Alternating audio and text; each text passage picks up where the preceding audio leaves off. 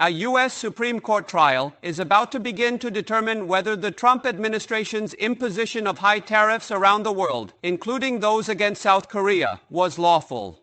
If the U.S. loses, it could cause major turmoil, but the White House has warned that it has a plan B and will continue its tariff offensive through other means. Reporter John Minczuk has more. One day before the Supreme Court hearing on whether reciprocal tariffs imposed under the International Emergency Economic Powers Act are lawful, President Donald Trump launched a public opinion campaign. On his social media, he stressed again that this case concerns the nation's survival and is a response to national security threats.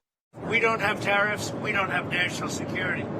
And the rest of the world would laugh at us because they've used tariffs against us for years and took advantage of us.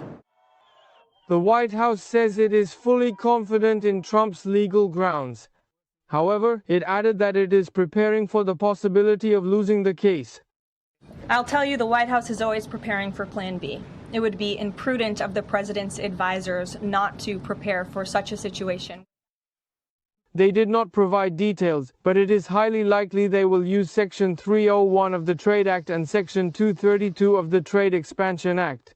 Section 301 authorizes responses to unfair foreign trade practices, and Section 232 gives the president authority to restrict imports that harm national security. With lower courts already ruling that tariffs based on the EPA were unlawful, attention is now on how the conservative Supreme Court will decide. John Minczuk, MBN News.